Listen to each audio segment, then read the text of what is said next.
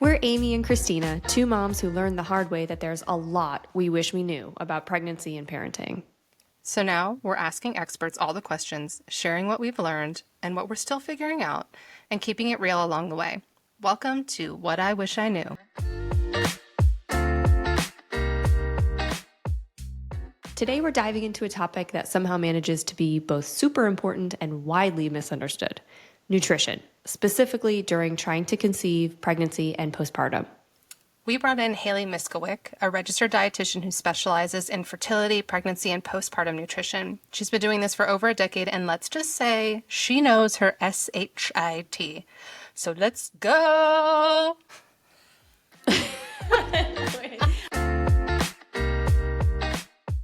Haley, thank you so much for being here with us today. We are so excited to learn about nutrition with you. I feel like this is such an underrated topic. Thank you for having me, guys. I'm excited. Just to get started, let's learn a little bit more about you for anybody who doesn't follow you on Instagram, which they should. Do you want to give a quick intro? Yeah, so I'm Haley Miskowiec. I'm a registered dietitian. I specialize in the fertility and the pregnancy postpartum space, so every phase of your journey. I've been a dietitian for over 10 years now. I've kind of lost count, to be honest with you guys. I think when I hit the 10-year mark, I was like, yep, we're good. Milestone's done. And yeah, I'm over on Instagram at prenatal.nutritionist. It's awesome. I've been following you for a while now before I got pregnant with my second, and I've learned so much from you. What was your journey to becoming a dietitian, and why did you decide to focus on the trying to conceive, pregnancy, postpartum period?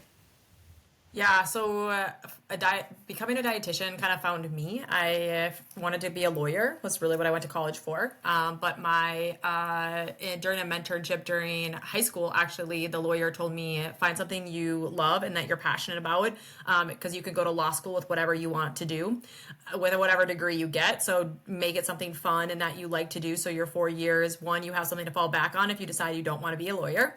And two, it makes it easier to get good grades, and really all they're looking for is a good GPA. So I went to orientation, and my counselor kind of said, what do you want to do? And I'm like, well, I don't know, because I just got this new news that I don't need to do pre-law. And so she kind of just sat there and asked me questions, passions, all that, and then gave me the nutrition, kinesiology were my two spots, and I really resonated within the nutrition space. So I decided to pursue that.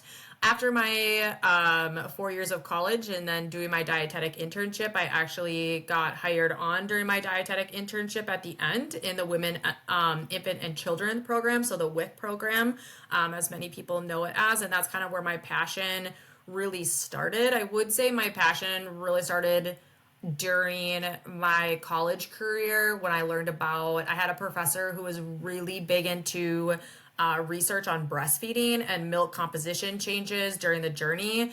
And it blew my mind on just how milk changes and how the body could tell what baby needed and all these things. So I was very fascinated by that. But then so that kind of stuck with me. And then when I got hired on in the Women, Infant, and Children program, I really saw firsthand how little nutrition support women were getting during their pregnancy and their postpartum space. And oftentimes, I'm still seeing women in between their pregnancies before their next one comes, as we're supporting kids up to the age of 5.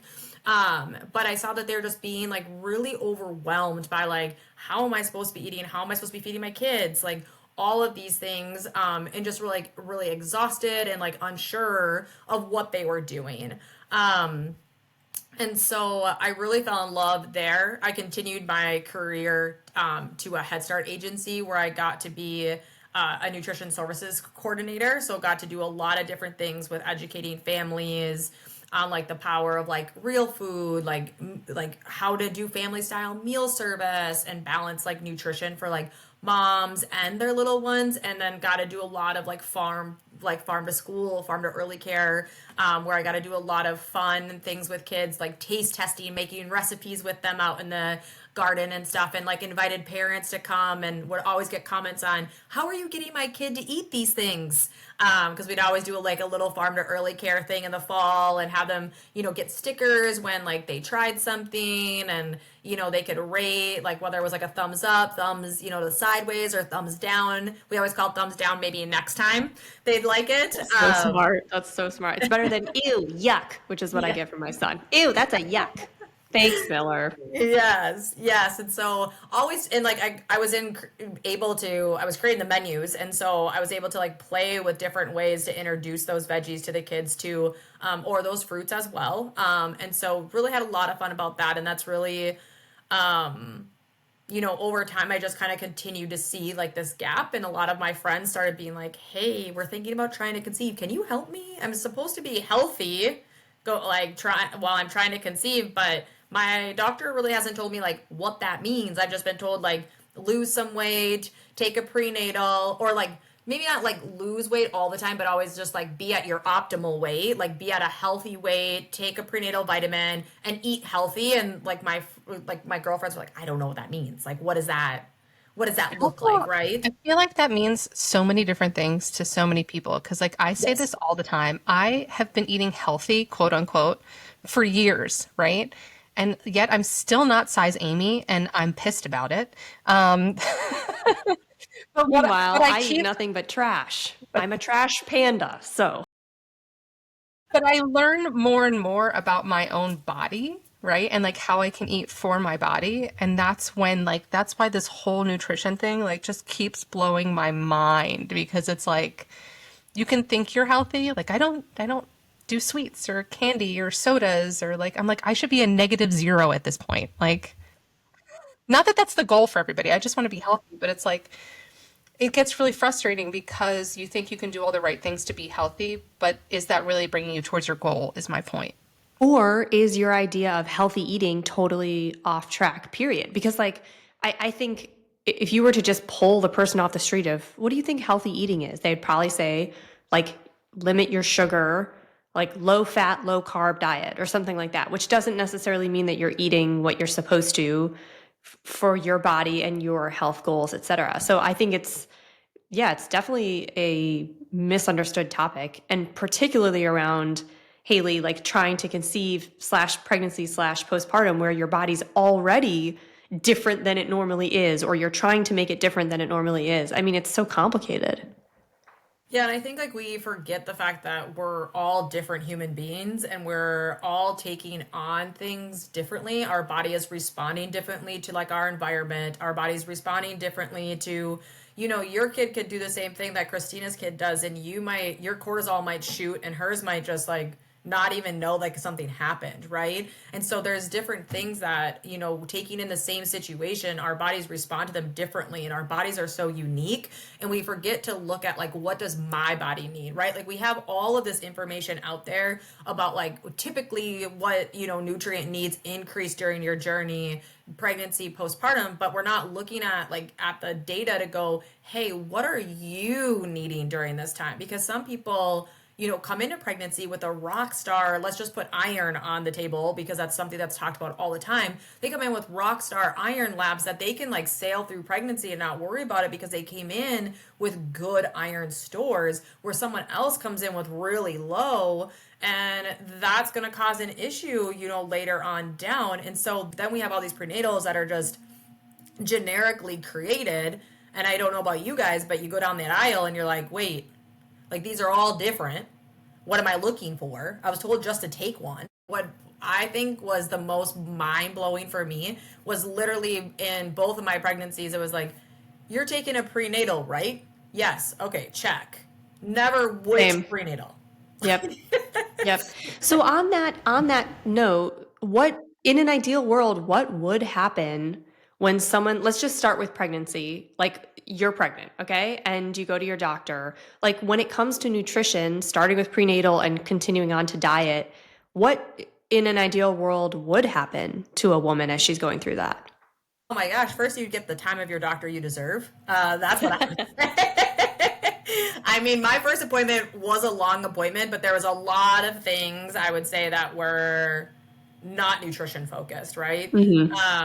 I always tried to leave out the fact that I was a dietitian during my pregnancies with my healthcare team, so that way they wouldn't. Because a lot of times they don't talk to me then about nutrition if they know that. They're like, "Oh, I don't need to talk to you about it." And I'm like, "No, no, please share with me what you would share with someone who isn't." And why are you assuming that I know? For all you know, I like specialize in geriatric and I know what to do when I'm 80. Um, but really, ideally, what it would happen is like you would come in, you would like sit down. We would actually look at like what is your nutrient status at? Like, what are we seeing? Where is your body currently? Like, instead of running just like these generic labs that, at a federal level, we decided is like the pregnancy cocktail of labs that you need. Like, where is your vitamin D at? Where is like your iron storage? Because that's something you're going to start relying on. Like, getting some personalized labs is saying like, where are we at? And then looking at someone's diet and going like, how has like your intake been, right? Like, how is your protein needs? How is your like vegetable, like even the simple things, like where's your veggie intake at? Where's your fruit? Like, how is the balance of your meals and your snacks? How do you balance meals and snacks? Because a lot of people don't know those things, and women also too don't get that guidance until like they're most of the time they will not meet with a dietitian until they end up with gestational diabetes. Yep. I just dodged that bullet with my second. I tested like whatever above the limit on my 1 hour test. So I guess my number was, I don't even remember what it was now, but it was so high that they skipped the 3 hour test and they just were like, "Yep, we're just going to treat you for diabetes." So then I had to go have a consult with the whatever that person was. I don't even think she was a dietitian. I think it was like Like a health coach. yeah, like a health coach of some kind. Um, and and she was helpful in explaining what was happening. Like I didn't actually even understand what they were testing for and what the results meant and stuff. So she actually did a great job of explaining what was happening in my body to get these results. And we did talk a little bit about my eating, but it was more about when I was eating and the quantity over what I was eating, I would say. So it was more like I'm a snacker. I eat many small meals throughout the day and during pregnancy, even more so. And so we kind of talked through that. And I had to test my blood sugar for this entire time until whatever it was. And I never had a single blood test at home that was above the limit ever. I could house a half a box of like frosted flakes, or I could have an egg. No difference at all. So that was kind of frustrating. That's super frustrating because at the same time too, like that's where I mean the 1 hour test, like we're the one country that does it. And that's the other tests are more accurate than our 1 hour is. But it's cheaper in our healthcare system to do it that way. Um, the directions aren't always the same. Like I find like one provider will say you need to fast, and another provider will Right. be like, nah, just eat however you want to eat. And so then you're also kind of like impacting. Like if I'm someone who ate like that, you said like raisin bran before I walked in because I was told to eat how I normally eat. Like now I have those raisin bran carbs with my glucose carbs that are coming in my system versus someone who decided to fast and now is just like dumping that glucose, right? So 100%. That that's literally it's happened just to the not two of apples to us. apples. My Like, poor fingertips. They're Yeah. mad. Yes. Yes.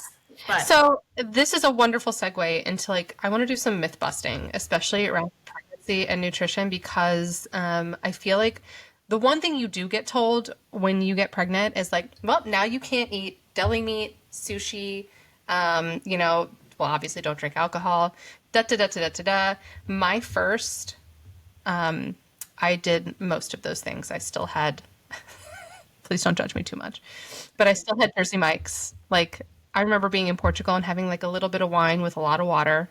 Just like, I was like, just a little bit. Like, if the Europeans can do it, it should be okay, right? But like, what are some of those myths that you're like, girl, that ain't true? Or it's true ish? so I think the big thing that we often skip over is like weighing the pros and the cons to things. Like oftentimes people like the risk versus the benefit. Like people forget that that's why I always say, like, let's talk about like the facts in it, and then let's talk about how, now that you know those facts, like, what does that mean to you, right? When you know that when it comes to deli meat, like for instance, being a typical situation, oftentimes people are just told like you can't eat deli meat. But they're not told, like this is how we reduce our risk of it, first off. And then secondly, too, like they're not told, like, and then that's their only protein source. They're like, I don't know what else to do here. So, like with deli meat, your risk is one in every 83,000 servings in pregnant women, right? So that looks different to every person on like, okay, like how big is that of a risk? Like you're more likely to get a foodborne illness actually from your fruits and your veggies because those are constantly being like recalled. But of course, we don't want people to stray away from them. So we don't say that, right? But so then we talk about deli meats, like, okay, like let's educate someone on if the only thing you can eat for a protein source that's going to keep your nausea at bay, like, is deli meat. Like I talk to my clients about, one, we can heat that deli meat. Two, where we're buying it, the quality of it matters. And three, we can also, like, if we don't feel good about this idea, we can also cook like turkey breasts ourselves or chicken breasts at home and have our significant other do it because sometimes we just can't smell it. And have our significant other cut it in to those like deli like typical slices and put it in the fridge for us, right? Like then we've cut out that middle person or like a lot of those spots where like the contamination can happen, right? So I think that it's more empowering, impacting, and letting it be someone's decision on like what they want to do moving forward, right? So I think a lot of times like what we do is we instill this fear in women all the time. Where like here you are, Christina, being like, "Ooh, don't judge me. This is what I did," and it's not a judgment space. That's why I always say too, though, like some women though too, if they ate that deli sandwich, let's say, they would think about it for a week afterwards, and it would It's just me. yeah Hi, it's me. Hi, it's yeah. me. I would rather do anything in the whole wide world than open up a 0.0000001% chance of anything related to vomit. So no lunch meat for me. Thank you so much. But Christina, you enjoy it. Enjoy. See, and that's too what I say, like you have to take in the mental health aspect of it too. Is it going to be something that you consume and you're going to feel guilty for it, or if something does happen, you're going to be like, it's all my fault, right? Because then like we're having a more risk here than we are having a benefit from it.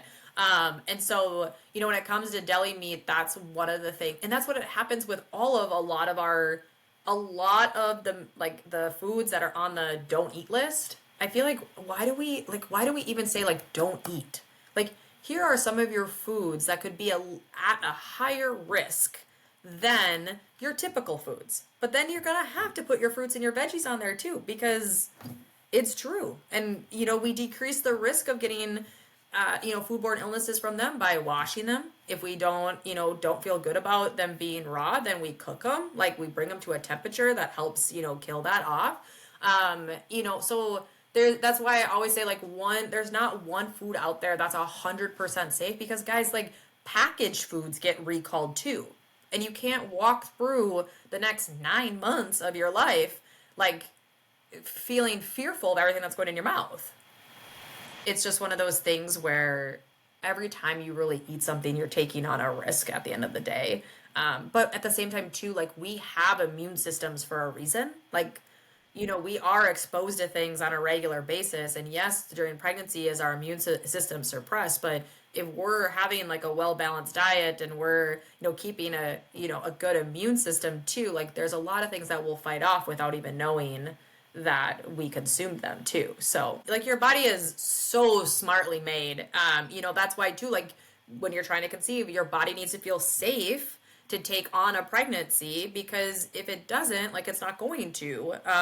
We've been taught that like our menstrual cycle is like more or less like it's a burden to have when really when you learn about your menstrual cycle and how much it actually does for your body, you realize how important of a sign of your health as a female your menstrual cycle really truly is. And I know I'm speaking against a lot of how people feel about their menstrual cycle. And so I'm, probably, bad opinion, but like as you learn about it and how it shows like how your hormones are balancing and all that stuff, like we want to make sure that your body feels safe and so it doesn't attack that. So it is going to suppress your immune system because it is technically seen as a foreign body when that process starts to happen. And so that is why it is suppressed and then during that I time. mean, like, file under what I wish I knew. It's hella hard to get pregnant. It's so like you go through most of your life for freaking out about potentially getting pregnant, right? Like, and then suddenly you want to get pregnant and it's really fucking hard. And like you only can do it on a certain day at a specific hour if like the moon is in a certain place in the sky. You It makes know? you think back on people like who accidentally get pregnant, Christina, and be like, wow, I mean, the planets really, truly, literally did align for that to happen without you trying the first time, I should say. Well, I mean, my second pregnancy, we didn't try either. But I think, and this is where nutrition became really important to me. So I had a miscarriage in my second pregnancy. And then we got pregnant again for the third time on purpose. But like, I look back at where I was health wise, and I was not taking care of myself before I had that miscarriage. And then I remember where I was and where my husband was. We were both taking really good care of our bodies before I got pregnant with Olivia. And I think that actually made a difference, especially my husband. But maybe I'm just putting too much pressure on him that, No, they're 50% of the problem. Like they're 50% of the whole equation in general. Like we have such good research that shows like how much like male nutrition or like not even just nutrition, but male's health, like the sperm's health is so impactful to like just when the baby starts developing, impacts women's symptoms during pregnancy, like all kinds of things. So no, it's not like something where I would say like you just like push it to the side being like, man, maybe that was it. But maybe. I mean when I was learning on the male side, I mean I was like, so I'm gonna need you to figure out a couple of things because if I'm gonna get symptoms because you're not taking care of yourself, we've got problems. Your fault. Yeah. But let's talk a little bit about like the importance of nutrition at different stages. So Yeah. like trying to conceive is obviously if somebody is paying enough attention, I think, to their nutrition when they're trying to conceive, they're obviously having obstacles. I don't know how to put it the most sensitive way, but what are some things when you're trying to conceive that nutrition can play a role in? So biggest things I would say is that one, that's where like our menstrual cycle can tell us a lot of what's going on. Like how is it? What's the length of it? Are we seeing cervical mucus? Like that's just like our body showing us. Also too, like how's that sex drive, right? Like we should be seeing like a good peak in our sex drive when it's time to ovulate because that's our body's way of being like, all right, it's time. But it's really about improving that egg quality, balancing your hormones, and really just improving those nutrient stores, right? Because egg quality impacts like the longevity of baby, like and their longevity of life. Then also, you're like balancing hormones because hormones are doing all kinds of things. I mean, I could talk for days on everything that like they're doing, right? And then at the same time, like optimizing those nutrient stores because I don't think a lot of people understand that a lot of symptoms are tied to oftentimes deficiencies when you're coming into pregnancy. And there's a lot that we can do on a nutrition standpoint to also decrease risk of gestational diabetes, of preeclampsia, of those different things as we see like nutrients, minerals, and all of that. And so really I always say like you're kind of like setting up your army in your preconception space to get through some of those maybe tough times for your body to have those stores to rely on. Just like when we talked about that iron space, like if you come in with a good iron storage and optimal iron storage, not just like what we like diagnostic wise that we think you should have, you have something to rely on while those needs are higher during your pregnancy journey, and a place where you can kind of like a majority of the time sit back and let your body like take what it needs, right? So it's really just nourishing that egg quality, really building those nutrient reserves to like rely on, especially too when you go into postpartum. We forget that postpartum, like pregnancy is a very taxing time in our body. Preconception and pregnancy is very taxing, but postpartum, especially if you are supplying nutrients for your baby, so you choose to offer breast milk to them from your body, you are like at the most nutrition, like the most nutrient expensive time of your life. And how you come through those depleting stages, it like really sets you up for that postpartum, because as you guys have been through like that, especially that first child, there's a lot of things we can't prep women for during that first part of those, I would say, first like 3 months of postpartum, right? And so the better you come into that space, then we're decreasing that postpartum anxiety, depression, and depletion stage that we don't usually see until women are like 3-6 months postpartum. And so I think we forget that, our body is like a system that's moving through these stages with us. I think what's so interesting in a bad way, probably, is we we struggled to conceive our second and ended up going through IVF. But even in our initial consultation with the fertility clinic, there was very little conversation about nutrition.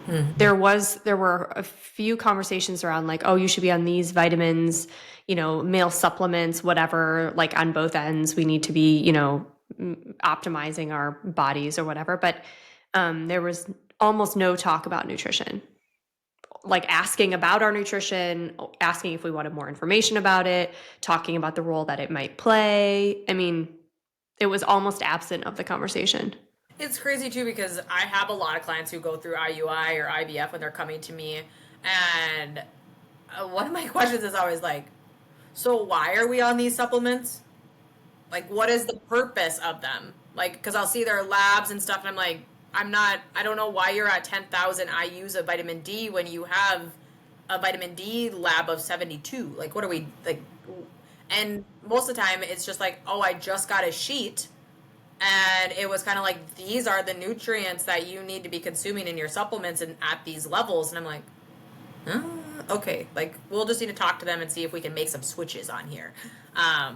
But it's very interesting, because some clinics too will be like, oh no, you need to see a dietitian to talk about that. Like, I have some clients who, like, their IVF clinic will not talk nutrition to them. Like, they've told them that they need to see a dietitian, which is great, but they won't talk nutrition at all to them either too. So it's very, Just another way we have to advocate for ourselves. yeah. What else is new? Yeah. And so then, of course, like during pregnancy, we're really supporting baby's development. We have those nutrient needs that skyrocket, and that's really to support baby's like rapid growth, our placenta developing, right? We get to build that whole cool new organ. I call it cool because it does so many fun things. And then just like, overall like mom's well-being, we're just thinking of, key nutrients, proteins. I like to like bring in protein because often it's something, I know that it's like something that's being overshined right now, but at the same time it brings in a lot of nutrients that we're looking for, that helps build baby's tissues, helps blood sugar balance. The second half of pregnancy we see an increased need for that protein, but a lot of times too I do see a low intake of protein, unfortunately. And it's really important to help with balancing those blood sugars, keeping that fatigue, keeping cravings at bay.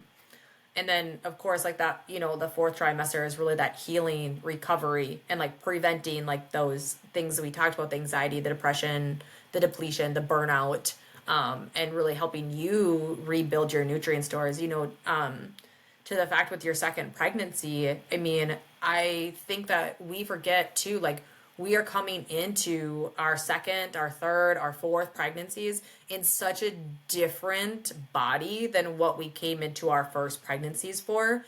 And I feel like we think that like our body all of a sudden is not working for us, but it's just our body has different needs in our different seasons of life, right? Like, we weren't chasing toddlers around when we were trying to conceive our first, right? We weren't having uninterrupted sleep. We weren't like having all this stress of balancing motherhood and the meal planning and the million things I could list off as a list of what most women have on their daily to-do list, So I think we forget about that too sometimes, that we come into those next pregnancies in a different space. And our body went through a whole lot that we tend to not give it credit for that first journey we went through too.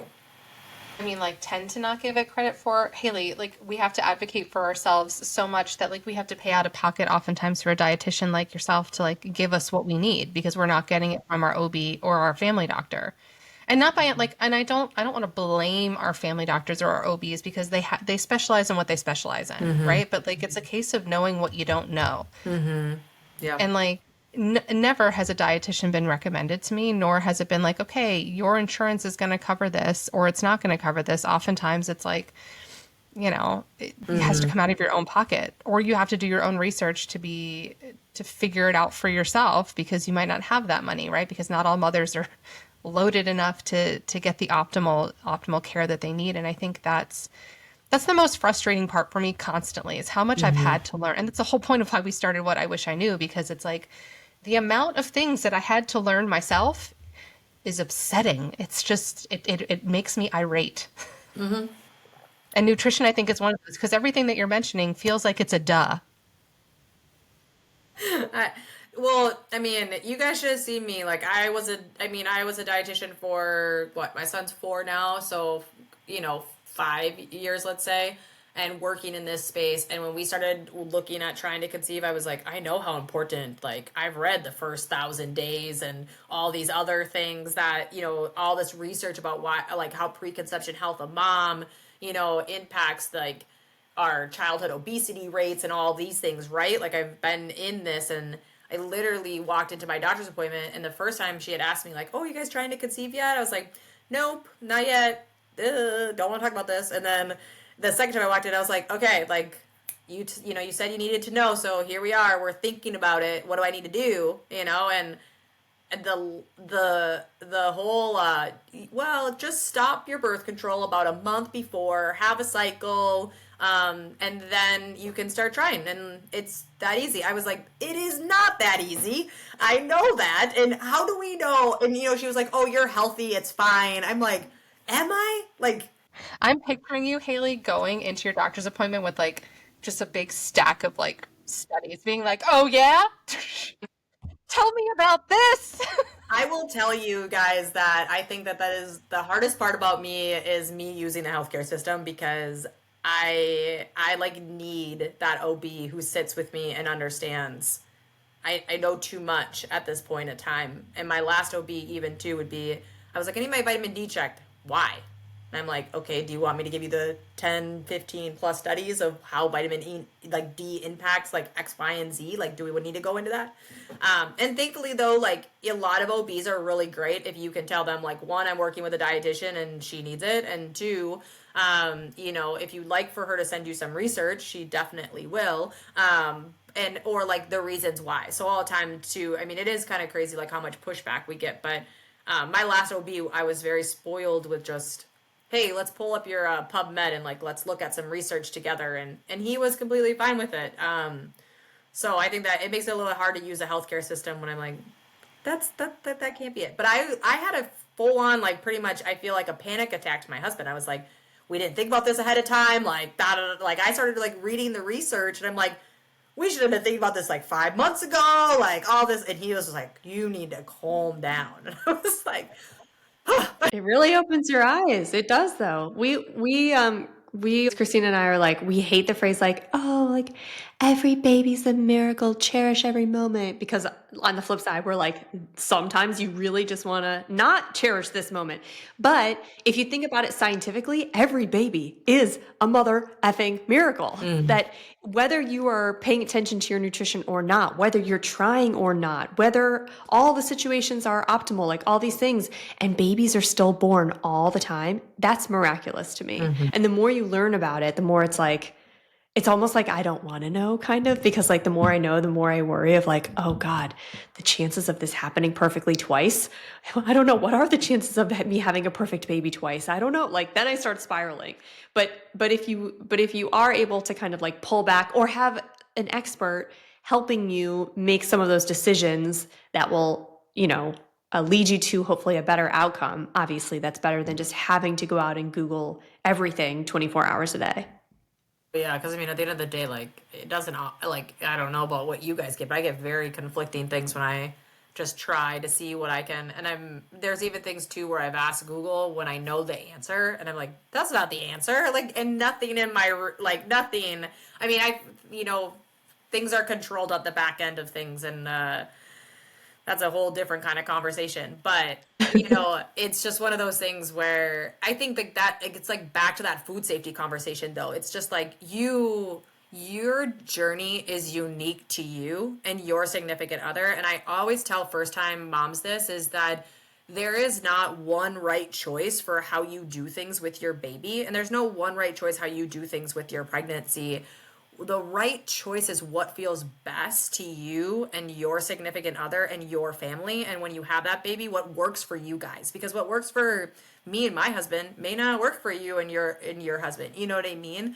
And all of our kids are so different too. And so it's really figuring out, and like that's why like with my program and stuff, I'm so big, and it's not something I'll ever lose, is the personalized side of it, the one-on-one that I do with my clients, because I honestly feel that everyone is so different and so unique, and what works for them does not work for someone else. And it's really figuring out what works for you. None of our diets look the same. That's why I'm like, I'm not going to just throw you a meal plan, because that's not going to help you, especially if you're eating like other foods. My thing is like, okay, how can we take what you're eating, see the nutrients we're missing, and work to be filling those gaps off of those? And where do you say like, Haley, I ain't eating fish, so you better figure out how we're going to get that DHA in somewhere else, right? And that's fine. Like I tell my clients all the time, be so bluntly and like vulnerable and open with me, because if you're not, like I can't help you, right? Like if you're like, yes, Haley, I understand that DHA is good, I will try to figure out how to get fish in my diet, and then I'm continuing to check in with you and you're not doing that, and you're like, you know, 3 weeks down I the hate line, fish. I can't eat fish. I'm like, why didn't you just tell me? We could have had this figured out 3 weeks ago, you know? So I just think that that's like a huge thing that's lost, is just we just think that like there's this cookie cutter path we need to go down, and it's the same for everybody, and it's just not. Well, given that, let me ask a little question out of left. What's that field? I'm going to come out of left field with a Yeah. question. Given that everyone eats differently, everyone's nutrition needs are different, et cetera, et cetera. Given all that, what's your like go-to meal to bring to a postpartum mom? You know, big things for me are like stews and soups are big for me, because they're very nourishing, especially right at that beginning point. So like a good like grass-fed beef stew with like a lot of veggies in it, because they're like cooked. You've got good like bone broth in there. You've got good iron. You've got like electrolytes, minerals, like the whole 9 yards. And what's best about it is you can make a big batch of it, deliver some unthawed, and then deliver some of it frozen for like another time. But then at the same time, like don't forget the snacks. Because that, Yes. I like literally, I will never forget after my first, one of my friends literally delivered like cut up veggies, dips, like, like meat sticks, like all of the snacks. And I was like, this is the best thing I've ever received, because everyone's thinking about the food. They forget about the snacks. So I always do as well come in with like energy ball, like protein energy balls, like cut up veggies, washed fruit, like those types of things too, because you know how hard it is as moms to not be able to like grab something that you need. And so I always think like my goal is to make that part the easy part. But I will say like soups, stews, and curries are like really easy to get a lot of nutrient dense things in there that are really nourishing for that postpartum period. And so they're definitely something I lean more into. Good to know. GTK, GTK. Yeah. Okay, Haley, we are kind of wrapping into our end time. So I wanted to ask you, is there anything that you wanted to say that we haven't covered yet? You know, no. I mean, there's always like a million things we could talk about, but I have I have one other question for you, which is around when someone is pregnant, first trimester. You mentioned a little bit of nausea earlier. I think nutrition in the period of time of pregnancy, when everything that you see, smell, hear, taste, or think about makes you want to barf, what to do? What do we do? So I always say cold, bland foods are your best friend. I always tell women it's best like if we can put like a little bit of like a list in their phone or something of like the things that you can tolerate a little bit, so that way we're not. A lot of times the problem is like we're going to the fridge and we're like, what out of here do I want, right? Versus kind of looking at this list and being like, I can tolerate yogurt. I know I can tolerate, like I really like fruit right now, like berries. And I feel like also leaning into that. And I always say, like, really thinking about, like, okay, what does my body want? Nuts, seeds are really great at this time. Protein bars are really great. Again, those energy bites are great at this time. I would say, like, using like protein source of any like carb based source, this might be the time where you like, get like Bonza like waffles instead of like other waffles, right? Just to have a little bit of those protein, legume, lentil noodles, easy things to kind of like make sure you're getting like good protein in and the things that you can eat, right? And like the things that you can tolerate just to balance it out and bring in those blood sugars. Eating first thing in the morning is super helpful with those bedside snacks. That's one of the things, like if you're waking up with nausea, you need to eat something before your feet hit the ground, whether that's someone's bringing it to you or you have like a basket inside your drawer in your nightstand. I don't care. You need to eat something before you get out of the bed. And then you need to try to eat or drink something. Smoothies are really great. Yogurt bowls are really great at this time. It just, depends like what are your diet, like what does that look like? And then what are the things that like you can still tolerate that are good. But I always say go for cold and bland.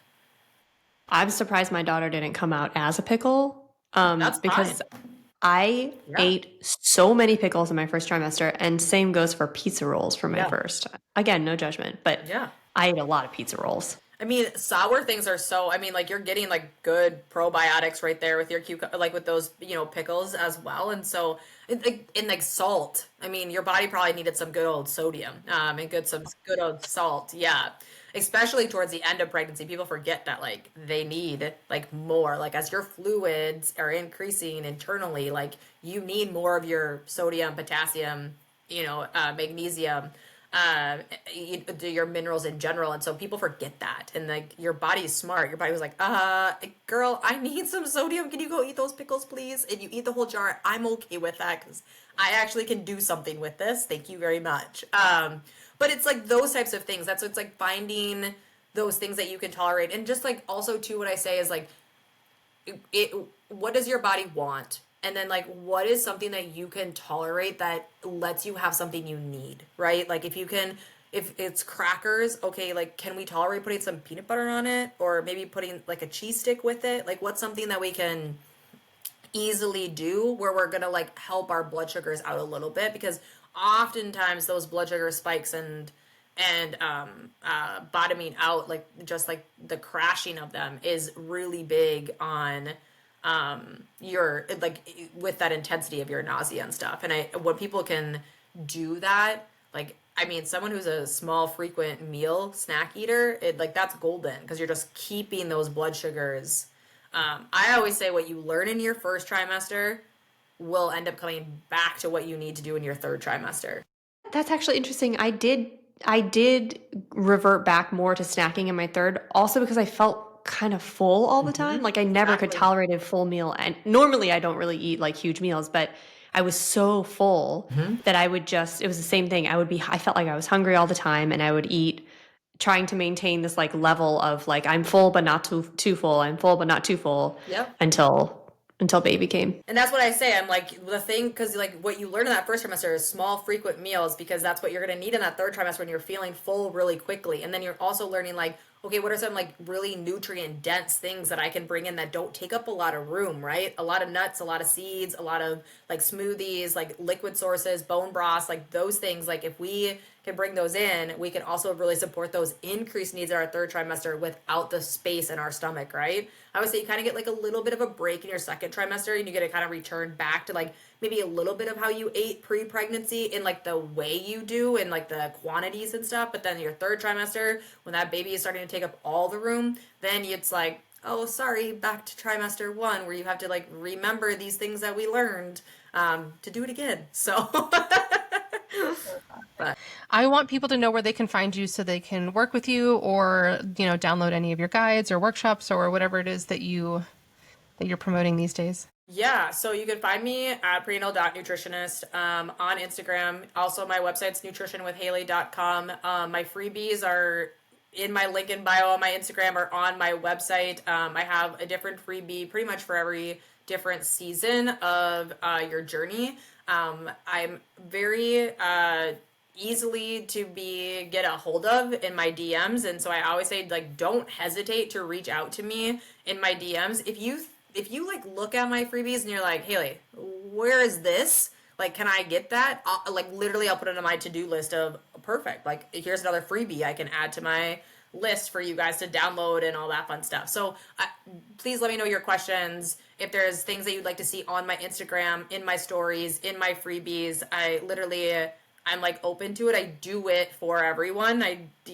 So feedback is always welcomed. And then if you're looking for more of that personalized nutrition support and you're ready to feel confident and just empowered during your journey, check out my Nourish Baby and Me Foundations program. That's where I'm going to help. That's where I help women prepare for, not only trying to conceive, pregnancy, and also support them during their postpartum journey, just because I believe that everyone should have the care that they deserve.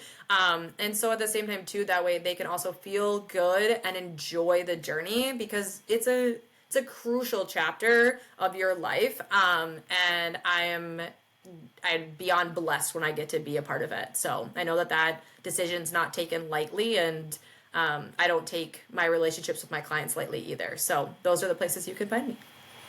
You're amazing, Haley. Thank you No, so much thank for you. imparting Appreciate all it. of your wisdom and knowledge on us. We're like little sponges. And I'm always here if you got questions, just let me know. Perfect. Thank you so much. Yeah, great to meet you.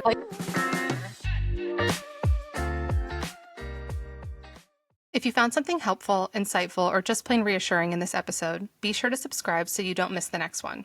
And if you have a moment, leaving a quick review helps more parents find us. We're also always looking for great guests, so if you know someone or that someone is you, please reach out. You can find us at whatiwishiknew_ or whatiwishiknew.life. Thanks for listening. And until next time, stay sane, stay calm, or at least fake it until bedtime.